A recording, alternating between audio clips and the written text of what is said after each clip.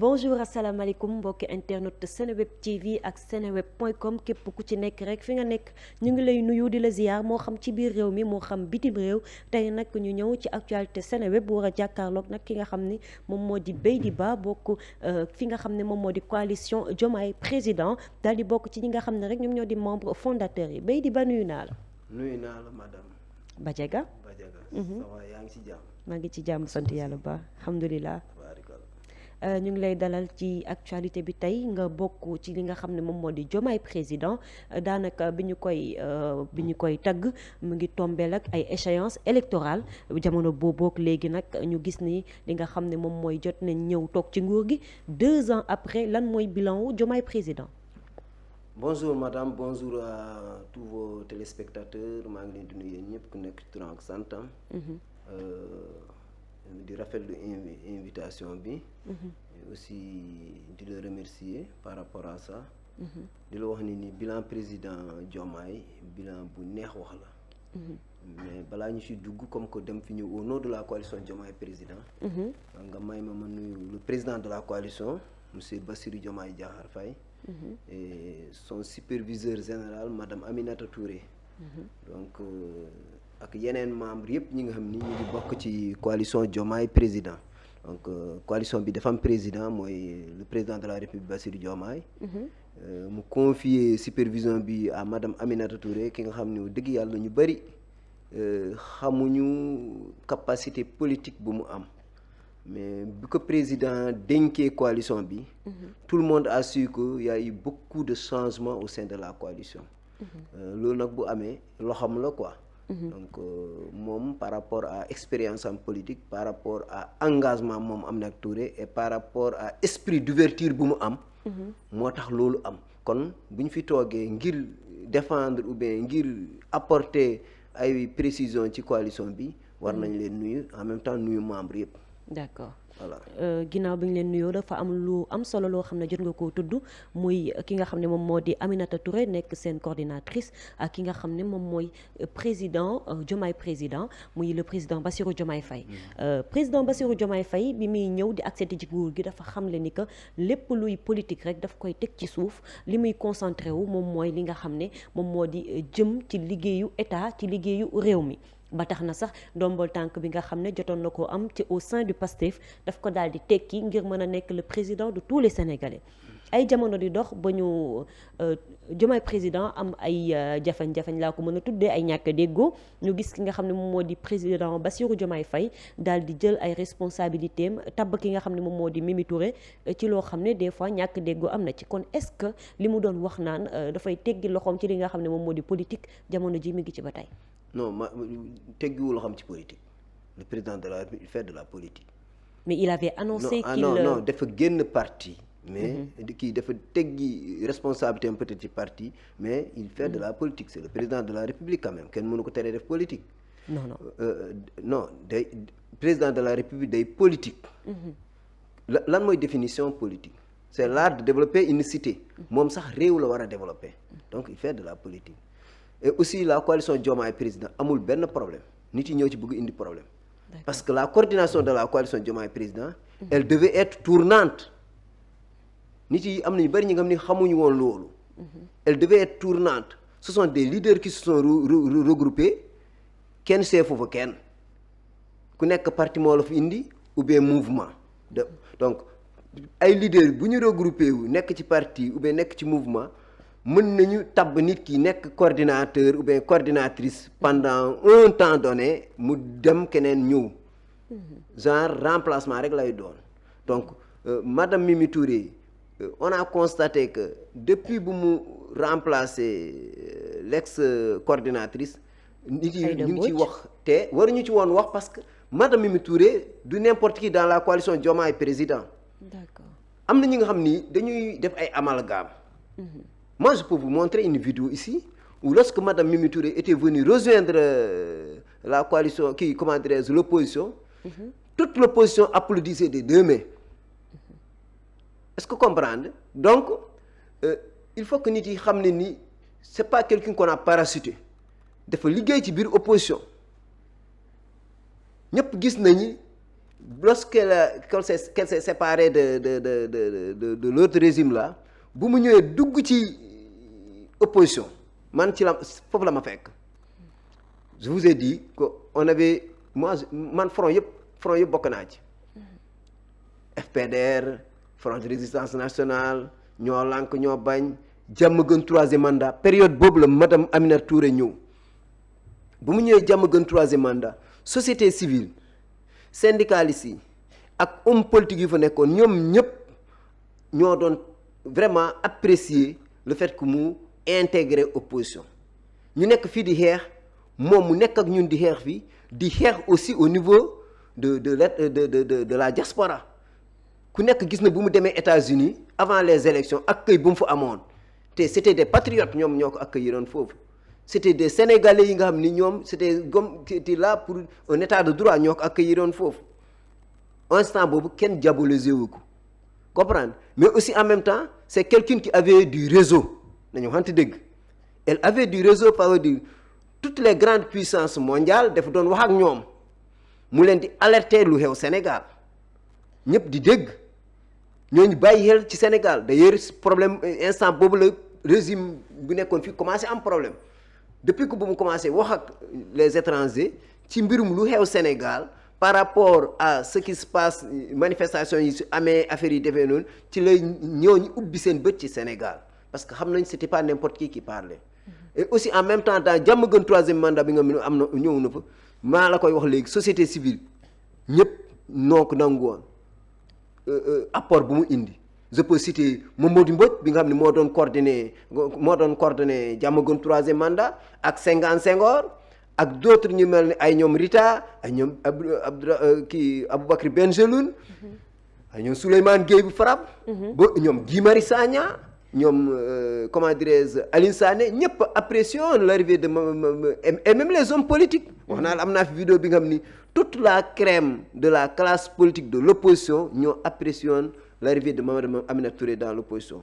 donc c'est pas quelqu'un qu'on a parachuté dans la coalition Diomaye moom daf ci am apport bu am solo parce que bu ñu demee ba war a tànn candidat en 2024 parti yëpp dem di wuti parrainage ñii ñu am parrainage ñii amuñu parrainage ñii ñu accepté ne ñii ñu ci boobu période boobu nag coalition Diomaye lañ ko créé coalition Diomaye bu ñu ko créé moom mu nekk membre ci coalition Diomaye membre bu am solo parce que dafa doon cotiser ay millions ci coalition Diomaye donc elle n'est pas n'importe qui dans la coalition war nañ ko mën a dénk les rênes de la coalition mu doxal ko surtout aussi elle a de l'expérience politique elle a un engagement am na vécu mais aussi en même temps lu mu capitaliser depuis bu mu commencé nekk militant de la gauche ba bu mu génnee ci l'ancien régime mais loolu boo ko amee kooku boo ko amee nga dénk ko tollu coalition mais loolu war a nga def. d'accord mais bu ñu déggee ci say wax li nga xam ne moom moo di dayo politique ki nga xam ne moom moo di madame Aminata Touré dafa am solo ba tax na boo ko dékkee coalition dina mën a indi apport bu rëy tey jii nii kon est-ce que Diomaye président coalition Diomaye président dafa am ay ambition politique par rapport ak échéance yi nga xam ne mi ngi ñëw 2027 élection yi locale ak li nga xam ne tam moom moo di 2029 élection présidentielle tout en sachant que jamono ji Pastef àndul ci doxalin bi nga xam ne Diomaye président mi ngi koy doxalee loolu mën nañ ko natt ci événement bi nga xam ne jotoon na am le 8. waaw xam nga man dinaa la wax benn affaire. man di mu jiitu sama kilifa. président de la république. lu mu sant madame Aminata Touré. mooy mu yaatal. massification de la coalition ouverture avec tout Sénégalais ki nga xam ni loo xam dafa set. est-ce que comprendre ñun ci loolu la ñu nekk. mais quant à élection yi ñëw ak leneen non man du mu ci dugg parce que xaw ma lu fay xew suba mais pour l'instant la coalition Diomaye elle est en train de vivre la coalition Diomaye elle est entre de bonnes mains d'ailleurs aujourd'hui on ne parle que de la coalition Diomaye ak Pastef ça veut dire aujourd'hui appareil politique bu am solo bi nga xam ni moo tax nit yi di yëngu mooy soit coalition Diomaye soit Pastef. mais kon mën nañoo mais bu fekkee dañ ko teg rek c'est réalisme massification ku koy def échéance électorale moo tax nga koy def parce que nit ñi politique guñu pour am ay nit rek di leen teg tam di leen seetaan monsieur Beydi. waaw loolu laa wax ma ni la man pour l'instant fi ñu ma yemale foofu laay yem. d'accord. coalition Diomaye c'est une coalition qui était dans la léthargie. On a confié ça à madame Aminata Touré. qui est en train de faire un excellent travail. Ça veut dire elle a du moins appelé tout le monde. Elle discute avec tout le monde. Elle comment dirais-je fait appel même à des Sénégalais yi nga xam ni ñoom seen loxo sedd na. parce que mbiru kii bi Sénégal la c'est pas autre chose Sénégal kon Sénégal doomu Sénégal fu mu munti nekk dafa mel ni Coupe d'Afrique bi doomu Sénégal fu mu munti nekk dañ koy woo mu indi apportam pour Sénégal mën a gagner. moom Aminata Touré loolu la nekk di def instant yii. léegi nag ñun ñi nga xam ni nous sommes membres de la coalition Diomaye membre fondateur ak yeneen membre ñëw ñun ñëpp benn affaire la ñuy dégg mooy la massification de la coalition. ci loolu la ñu nekk. d'accord ñu ñëw ci diggante président Bassirou Diomaye Faye et son premier ministre Ousmane Sonko le 8 bi ma ko waxee léegi comme ni ma ko waxee léegi am na benn événement bu nga xam ne dafa marquant ci politique bu Sénégal ndax dafa am benn meeting bu mag boo xam ne ki nga xam ne moom mooy président bu Pastef daf ko daal di amal ci meeting boobu dafa daal di xamle ni que am na ku ñu bëgg a tabb def ko coordinatrice su boobule coalition muy Diomaye président te ñoom ànduñu ci benn yoon ñu teg ci ab fan. gis président Bassirou Diomaye Faye ci boppam bind ab communiqué di xamle ni kooku noonu premier ministre doon xam ni ànduñu ci li ñu ko bëgg a tabb moom moom la ñu tabb te premier ministre tam dina mën a assurer li nga xam ne moom moo di coordination bi ba ki nga xam ne moom moo di Aminata Touré nekk coordinatrice boobule coalition. xam nga man lan moo ma doon neex. Aminata Touré bu mu jógee ci régime l'ancien régime. ñëw ci opposition ji. ñu ni ñoom bëgguñu man foofu moom la wax naa le problème instant yooyu ñoom dañoo amoon problème réseau. problème connexion. au niveau de l'étranger. Aminata Touré moo connecté Sénégal comme il fallait au niveau des grandes puissances war a wax Macky Sall ak son régime dëgg parce que sooy fàttaliku am na benn période bu Macky Sall demoon fee ci Diamniadio mer fa mer bu rëy mere waa bitim réew qui était à l'origine de ça moi j'étais dans l'opposition en ce moment-là le parti Pastef mu ngi liggéey ak madame Aminata Touré man lu mu doon nangu rek mooy période boobu ñu ni ko on n'a pas besoin de vous mais aujourd'hui mu bokk ci Diamaguène 3e Manga bokk ci F24 te dinaa la wax benn affaire F24 bi ngay dégg bu taxawee ginnaaw yàlla keneen bi c'est grâce à madame Aminata Touré parce que j'étais présent jour bi ñuy war a signer charte bi yu ñu defoon ci charte yi am na ñi nga xam ni dañoo waxoon ni duñ ko signer parce que am na ay éléments yu ñu ci dugal ñoom ils ne sont pas d'accord donc am ñaari camp ñii ñu ni nañu signer ñii ñu ni duñu signer ñu toog fa 9h ba 16h mënuñ signer charte bi à cause de ça moom madame Aminata Touré moo dem wax ak l'autre camp mu ni leen bu dee rek Sénégal moo leen yitteel lii warul nekk blocage ci signature charte bi ci la ñaari camp yi déggoo ñu soog a signer charte F24 te ku nekk xam na ni coalition Diomaye président la majeure partie des membres ci F24 la ñu jógee donc moom bokk na ci lu taxawoon ñu taxawal F24 ñu pare ci loolu taxawal coalition bi jokk ku koy coordonner pendant presque 17 mois elle était membre de la coalition mais accepté na loolu léegi moom bu ñu ko tabbee lu waroon mooy ñëpp accepté ko ci diggante premier ministre nag ak président de la république man du mu ci wax pour plusieurs raisons. Le président de la République, c'est lui qui a choisi M. Ousmane Sonko pour mu nekk premier ministre am.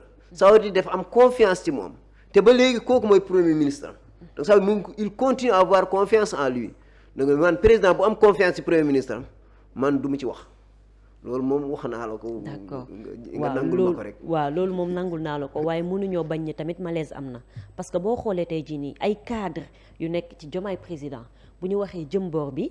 ay cadre Pastef wax jëm ca boor bale loolu ce sont des faits qui sont là te nit mënu koo teggi waaw mën na am loolu politique la ku nekk li lay arranger ngay wax d'accord mais ñu nekk Diomaye président bu dee ñoom dañoo jàpp ne ni li ñuy leen président sant buñ ko defee am na ñeneen ñi nga xam ne ñoom dañuy jàpp ne ni loolu lu leen warul la ñu wax lu la ñuy wax mais man je pense que aujourd'hui mu nekk membre coalition Diomaye ak mu nekk membre Pastef ñun ñëpp Sénégal moo ñuy yitteel te Sénégal président Bassirou moo koy diriger te bu dee rek président Bassirou la ñuy jàppale ñun ñëpp waruñu woon am benn problème parce que wax naa la ko léegi ma ni la coalition Diomaye était entre d'autres mains bu ko yàlla defee ñu dindi ko ci loxo yooyu jokk ki nga xam ni membre la membre aussi c'était pas n'importe quel membre bu fu am solo la. yàgg accepté man yow su dee ñëw ñun bokk nañu kuréel man ma accepté nga diriger ma mais man buñ ma tàbbee yow tamit da nga war a accepté ñeneen ñu fa nekkoon yëpp dañoo war a ranger wu derrière la décision du président de la République problème du am. bu ñu sukkandikoo ci waa PASTEF dañu ne woon Diomaye président li ko taxoon a jóg présidentiel la te ginnaaw loolu nekkatuñu ci kon bokk il n'a plus lieu d'être benn baa ngi noonu ñaareel bi gisoon nañ peut-être Diomaye président ak PASTEF benn bloc la woon waaye bi ñu commencé gis ay ambition politique ci la ñu seet nemmeeku tàqalikoo yooyu am seen diggante. man dinaa wax benn xam nga PASTEF membre coalition Diomaye la. waaw ñun membre coalition Diomaye lañ. coalition Diomaye mooy membre majoritaire aussi. non attends. On dit que PASTEF est la locomotive de la coalition. loolu xam nañ ko. mais membre la. d'accord les autres partis aussi et mouvements ay membre lañ. bu ñuy defar coalition bi kenn waxuñu bu ngeen jëwee élection dañ koy tas. d'accord te coalition bi attends aussi coalition bi bu mu doon doxee ak l'autre présidente kenn waxul ni nii dañ koy tas. coalition bi bu mu duggee ci loxo Aminata Touré. mu def résultat yu kenn xaarul woon ci lañ commencé wax ni coalition bi dañ ko waroon tas. et jàpp naa ni aussi lu la fal boo ko buggee fàtte booy folleegu day lay bett moo tax man ma leen di wax ni ils n'ont qu'à revenir à la raison xam ne ni coalition bi seen outil la te man benn membre coalition bi man musuma ko dégg muy wax naa la si membre fondateur daal musuma ko dégg muy wax ni coalition bi bu ñu paree élection dañ koy tas parce que bu ñu paree élection quelques jours après matul sax 10 jours le président de la République il nous a appelé dans un hôtel de la place pour nous remercier de notre engagement de notre participation mu wax ñu wax yi nga xam ni yooyu du waxu tas coalition di wax structuration coalition bi la ñu waxoon nañ ko réorganiser structurer ko teg ko ci yoon mais waxuñu waxu tas. d'accord tey jii ngeen am 2 ans au pouvoir loolu laa ko mën a wooye parce que Diomaye président si le président Bassirou Diomaye Faye daal di toogee fii ci Sénégal ngeen am 2 ans am ay yaakaar yu bëri yu amoon par rapport ak li nga xam ne moom moo di ay réalisation président Bassirou Diomaye Faye lan nga ñu ci mën a indil lu ñu mën a teg loxo. le président a fait beaucoup de réalisations.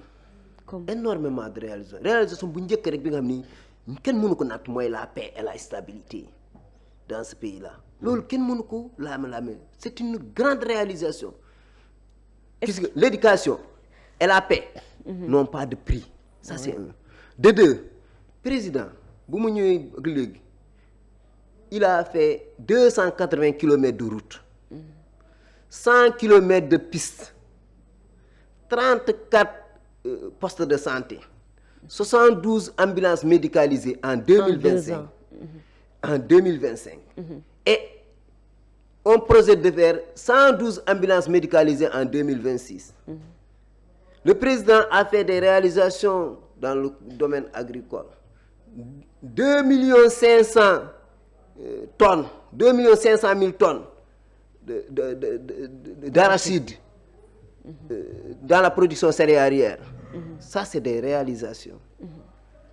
Le président a fait 8 000 PME ont été accompagnés, ce qui va générer 130 000 emplois directs et indirects. Ça, c'est des réalisations.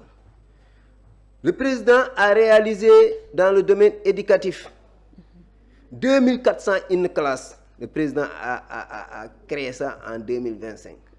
2400 classes. 92 kilomètres de clôture au niveau des écoles. Ça, c'est pas des réalisations? Ce sont des réalisations. 1389 blocs administratifs.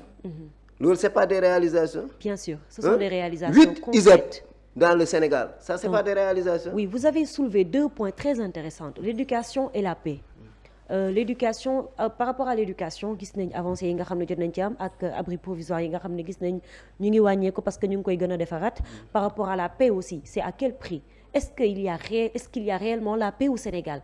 parce que bilan gouvernement bi nee nañ si luñ ko war a gën a mën a accès mooy la cohésion sociale et la justice et il y en a qui disent qu'il ne peut pas avoir de cohésion sociale, il ne pourrait avoir de paix sans justice. Et alors par rapport à la justice, il y a beaucoup de lacunes qui traînent par rapport à la reddition des comptes. Gis nañ ki nga xam ne moom moo di président de la République Bassirou Diomaye Faye ak justice mën nañu gis benn procédure bu ñu tàmbali ba ñëpp yaakaar ci ne dina am finalité bu ñëw, mais une montagne qui accouche d'une souris. Finalement dañ ci am ab déception boo xam ne dañ ko ciy nemmeeku ak morts yi nga xam ne jotoon nañ ko am 84 morts lors des manifestations yooyu itam ñu ngi gis France daal ni xëddeem. Est-ce que loolu tey jii ni buñ ko réglé wul ñi nga xam ne ñoom ñoo di ay victimes wala les familles des victimes dinañu mën a am paix. waaw xam nga man côté justice bëgguma ci dugg. parce que je ne maîtrise pas ça. L'essentiel est que je sais que toujours nga dégg ni rendre nañu justice. toujours nga dégg ni kii ñu jàppoon libéré nañ ko kii jàpp nañ ko kon ça veut dire la justice est en train de faire son travail man. foofu laa fay yem waaye affaire justice je ne maîtrise pas comme li ma maîtriser wul du mu ci dugg. L'essentiel est que je sais que depuis que le président de la République est là. y a la paix dans tout le pays. kenn déggatu fi yenn manifestation yi la stabilité sociale. lu am solo la paix lu am xam nga balaa nga xam jàmm dafa ne nga dem ci dëkk bu am problème. c'est normal bay di. donc man je préfère que ñu wax ci réalisation yi nga xam ni loolu la moo soxal Sénégal yi nga gis par exemple. 8032 j'ai oublié de citer Sénégalais ont eu accès à l'électricité loolu du réalisation yow ñu nekkoon ci lëndëm nga indi leen électricité loolu du réalisation. vraiment mais Baydi bu ñuy wax ci bilan wu président Macky Sall bu ñu koy xool ci bilan matériel kenn du ko reprocher dara presque bu ñu koy natt ci bilan immatériel lañ koy natt te président Bassirou Diomaye Faye le candidat Bassirou Diomaye Faye je pourrais dire bi muy ñëw promesse yi mu boole yi mu waxoon daf ci boole wala justice donc mënuñoo wax te duñu wax ci justice. non man attendez non wax ma du ma wax ci. non dama ni la. xam naa je comprends non attends comme que domaine bu ma maîtriser wul. voilà du mu ci dugg xam naa ni daal les magistrats. mais il y a des faits on n'a pas besoin d'être spécialiste en la matière pour mën cee addu ndax am na yoo xam ne ay faits yu nga xam ne dafay tegu la nga mën cee def ab dut baaraamu tuuma wala nga def ci taxaw seetlu tey jii nii moom dafa bokkoon ci ay promesses électorales am ni bu ñëwee. lépp lu nga xam ne lié na ak victime manifestation yi ak lépp lu nga xam ne justice sociale la te nit ñi di ko xaar dina ko def kéemtalaay kàttanam ba ñu daal di régler problème justice yooyu waaye lenteur yooyu noonu tey ay faits yu taxaw la te mënuñu ñëw rek bale comme si ça n'avait jamais existé. xam nga li nga wax man nangul naa la ko. dem bëgg nga nangul ma li ma wax dama la bëgg président de la République discours à la nation yu mu doon def. dafa ni la moom du dugal loo xam ci justice yoonam nekkul ci justice. na justice doxalee mbir yi comme nu mu waree. ça c'est des instructions. oui justice kenn waru ko manipuler nañ ko bàyyi mu doxalee yoonam comme nu mu ko waree. loolu c'est important yow yaa ngi wax l'ancien régime xam nga dañ doon dugal seen loxo ci justice kii mu ni man sama loxo duggul ci justice sama yoon nekku ci l'essentiel rek il faut rendre la justice comme nu mu waree. loolu pas bu rëy la. comme que dañoo am régime bi nga xam ni bu génn nga xam ni tout le monde sait que des fois duñ la sax wax da ngay gis nga xam ne nii y'a la main extérieure kii moo ñëw mu ni moom yoonam nekku ci l'essentiel est que la justice bi dox comme nu mu waree. les juges et autres ku nekk na nekk indépendant. liggéeyam fekk amul benn influence man jàpp naa ni loolu war na la doy. d'accord. mais nag bu dee am na li nga xam ni leneen ngeen bëgg man du mu dugg ci yooyu parce que man maîtriser wu ma ko. bu dëgg yàlla nag man li ma maîtriser wul duñ ci wax. jërëjëf Beydi Sow. dafa mel ni Beydi Ba du moins Beydi Ba li ñu amoon ci waxtu dafa daal di jeex xanaa ma bàyyi. non dama la bëgg wax ne rek les réalisations du président nga tàggatoo waa pour l'année 2026. Oui. Le président a prévu. 29 milliards. Dans le secteur de l'éducation 29 milliards. Sur un programme global de 62,8 milliards. En 2026. Prévu 31 milliards dans le secteur de l'enseignement supérieur. 91 milliards dans le domaine de la santé. 50 milliards en eau. 55 milliards dans l'hydraulique rurale. 100 milliards en route et autres. Loolu de réalisation. Loolu de projet yi nga xam ni Sénégalais yi ñoo war a xam nga dans le passé président Macky Sall lorsqu'il était au pouvoir. Tout début est difficile. waxtu bi moo ñu xoj nag temps bi jeex na ñu ngi ma koy signaler damay ragal ñu daal di ñuy couper. ma bàyyi la nga tàggatoo merci beaucoup maa ngi lay remercier di remercier téléspectateurs yëpp. di remercier aussi mouvement Sàmm Sa Ngor bi nga xam ni moom laay diriger. di remercier la coalition Diomaye di remercier téléspectateurs ak vraiment ñu la doon seetaan merci beaucoup. jërëjëf monsieur Beydi Ba moom lañ doon dalal tey ci actualité Seneweb di leen jox dig daje rek ba beneen yoon ci yeneen jotaay jërëjëf. temps bi jeex ñu may fag